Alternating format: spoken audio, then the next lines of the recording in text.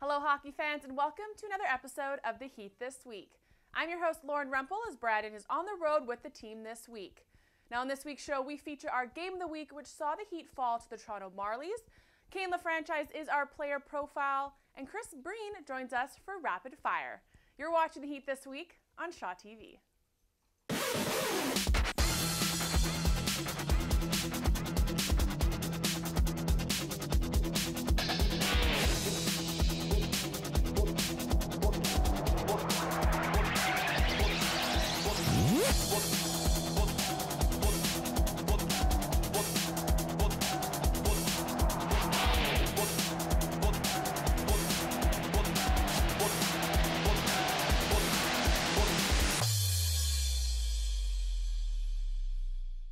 The Heat started their 6-game road trip 1-1 against the Hamilton Bulldogs. For our Game of the Week, though, we looked to their 3-2 loss against Toronto on Sunday.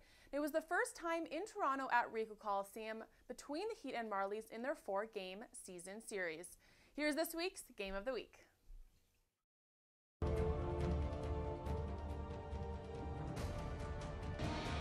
Yoni Orio back from the NHL and ready to start for the Abbotsford Heat with his 2.2 goals against and his .926 save percentage. At the other end of the ice, Garrett Sparks gets the call. Yesterday he saw some action as he was put into the game halfway through after Christopher Gibson was pulled from the game. Sparks has a record of 7-5 and a 2.75 goals against and a .913 save percentage, and this is his first full season with the Toronto Marlies. He has been up and back from the ECHL. There's Jerry D'Amigo, moves it back to Holzer. Talk about guys that got NHL games this year. Percy moves that one back. Hard shot by Holzer, scooped up by Jerry D'Amigo. And the Marlies go up 1-0. Just 3:36 into this game. Holzer gets the puck, and then he gives it to Stu Percy. Let's switch sides so we're both in one-time situations. Puck on the goal, and I think that's the most important thing. Corbinian Holzer, it's not how hard you shoot it. Make sure you get it through on the net, you get a rebound, and you've got an open man standing off to the side. Jerry D'Amigo deposits it in the back of the net, and for Jerry D'Amigo, his 19th goal of the season. High to Billings, gives that one back. Davies and Billings now into Street, wanted to let one go. Holzer turned around and on the second attempt stopped that one. On the side of the net, Billings scores. Call it Zachary Davies, who got himself out front and jammed away. Now things square up as Lyon and Jamie Devan right out front, and Devan knocks him down maybe on the second punch. When they may not be as interested after chasing the Stanley Cup to chase the Calder Cup. Little backhander out front, what a save by Sparks, but Brennan gets tied up with his goaltender and has to make a save off what occurs after as Jerry D'Amigo is down in the corner. Luc LeBlanc comes out at a running clip, but it's like D'Amigo's got a wrist or a hand injury there as he's left both gloves laying on the ice along with his stick. Looking for the one-time is Reinhart, but they go the other way with it. Reinhart dips in. Cross ice, it gets by him. Garrett Sparks followed it. Reinhart looks in again, sends it on the backside. Locke scores. And Corey Locke makes it 2-1, and they've got lots of time still left on the power play as Holzer exits the box. Here's Josh Lebo, tried to feed Kevin Marshall. Now he moves it back into the corner for Peter Holland. Up high, they've got Brennan. Going to move it back in for Josh Lebo, who steps toward the net. Fires one off the iron. Street goes racing after, trying to get by Brennan, and has an opportunity, turns around and fires another one at Garrett Sparks. Well, boy, some excellent speed by Ben Street right there. And, you know, Abbotsford's been dangerous every time they've killed the penalty thus far. They've had some great chances. Holland back, Ashton scores! And the Marlies tie it up at 2 apiece with 11 seconds to go on the power play. McWilliam puts it down into the corner, by it. Lebo out front, Holland right on. And Ordio had an eye to it almost the second Lebo touched it. Josh Lebo working it off the wall. He's got Brennan there. He decides to go into the corner to Ashton, who picks it up off the line. Out front, Holland again, knocks one, and it just Ashton picks it up and comes back up high again. Smith without a stick out there. It's loose. Backhander. Stop. Still there. And it's knocked down. And coming on was Trevor Smith after he was coming. Otherwise, that puck would have been cleared from the zone. Street leans in. Carrick wins it back. Shot right on. Followed up by Biggs. And that is stopped. And a couple of great saves. Moves it back into the corner. Is evaporated. And now Ashton tries to get a hold of Carrick. Been filled in, and he is down, and we got a penalty coming up as Ashton had a good long look. Here's Brennan, flips one toward the net, loose side of the net, and sitting on top of it as the goaltender stands tall. Rebound there. Here's Holland trying it, scores. Josh Levo makes it 3-2 as the Marlies take advantage again on the power play. The puck goes to the net. Oriole can't hang on to that rebound, so the Marlies chip it back out. And Peter Holland with a wonderful job. When he gets this puck, he fakes the shot and a low-look pass right into the zone that Levo wants that puck, and he one-times it past the goaltender, Oriole. Long pass. Holland stops it there. Flips it all the way down the ice. This one is just wide, but Levo is right there to try to collect it. Well, that's the way you negate the icing call, by making sure you sprint up the ice. So full marks for Levo for doing that. This is a win for Derek Sparks and a win for the Marlies as well. The Heat remain in second place in the West Division with 77 points and are fifth in the Western Conference. We'll take a quick break. On the other side, we get to know Heat defenseman Kane LaFranchise. You're watching the Heat This Week on Shaw TV.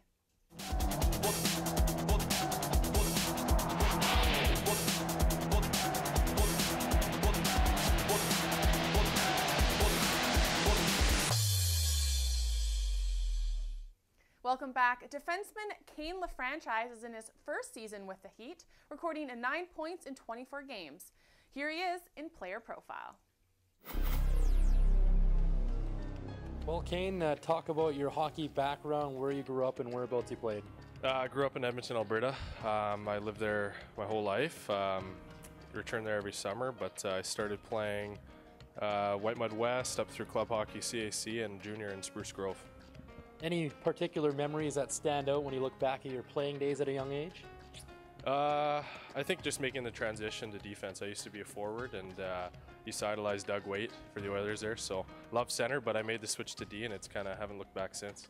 You chose the junior A route in the AJHL with the Spruce Grove Saints.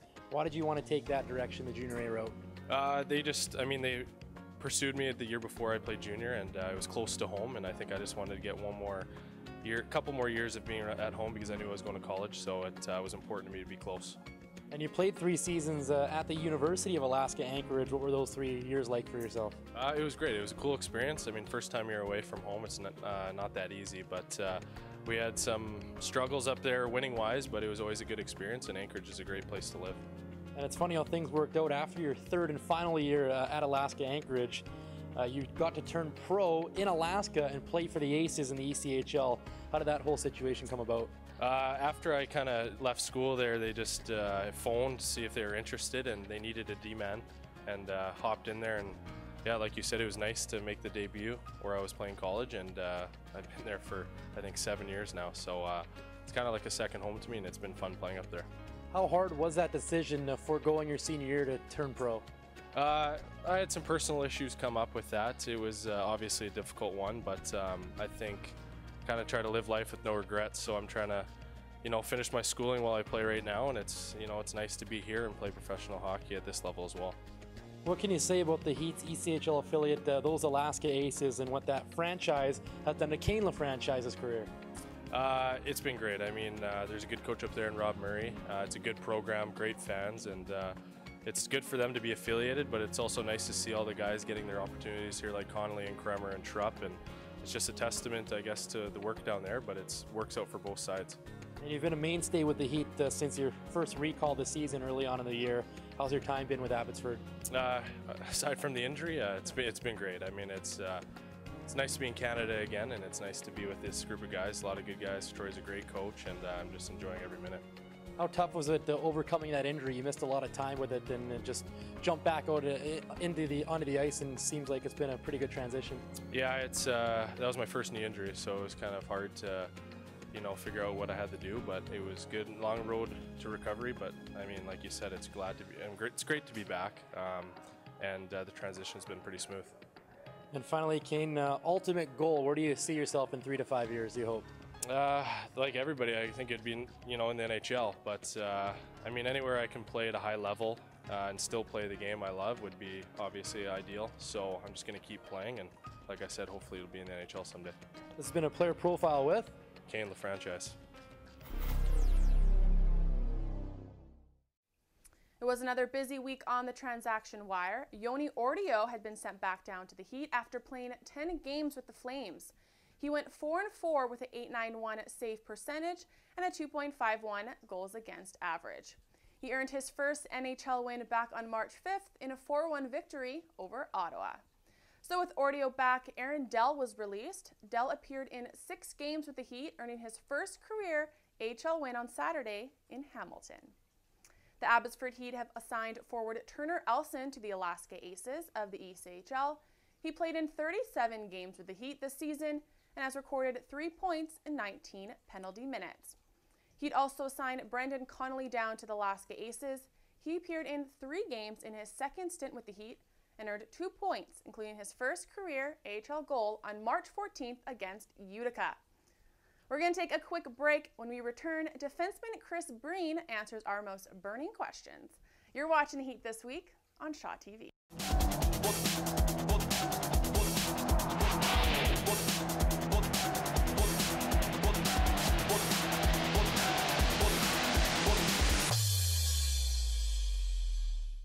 Defenseman Chris Breen has 4 points and 29 penalty minutes in 35 games with the Heat this season, and he also had a 6-game stint with the Flames earlier this year. Here he is in rapid fire. Chris, best video game of all time? That I played, NHL 99 was the last one I really played. When did you hit your growth spurt? When I was born. What was your welcome to the pros moment?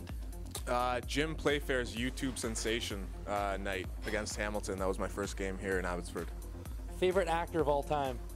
Probably Leo DiCaprio. What's one show you're embarrassed to say you watch? Oh, I watch all the kids shows. I have a daughter. Dora the Explorer, maybe.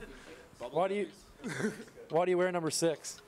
Just kind of a number I'm comfortable with. I've had it for a while now. Who's the best player you've ever matched up against, AHL or NHL? I played against Teemu Selanne this year. It was pretty cool. What award in your house are you most proud of? The most valuable player, or not most valuable, sorry, most improved player, my first year in the Heat. Favorite kind of junk food? Licorice. What's your number 1 pet peeve? Ooh, I don't know, people who tap or scratch or just random, little finicky people, yeah. Favorite thing to do in your spare time? Just hang out with my kids. Did you have any pets growing up, and do you have any right now? I had 2 dogs growing up, 2 Bouviers named Jazz and Cola. Got nothing right now. We had a fish, but it didn't last too long. So. Which player on the Heat thinks he's funny but actually isn't? Olsen. What's been your longest lasting nickname? Breener. And finally, Chris, if you could go out to dinner with any 2 people in the world, past or present, who would they be? Ooh, Gandhi and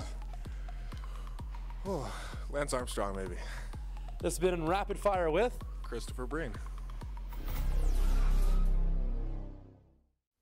The Heat have 3 games remaining on their current road trip, which will wrap up on Sunday in Toronto. The Heat then will return home for their final 4 home games of the regular season, starting April 4th against Rockford. Brandon will be back in the chair next week, but for now, you're up to date with the Abbotsford Heat. I'm Lauren Rumpel. Thanks for watching.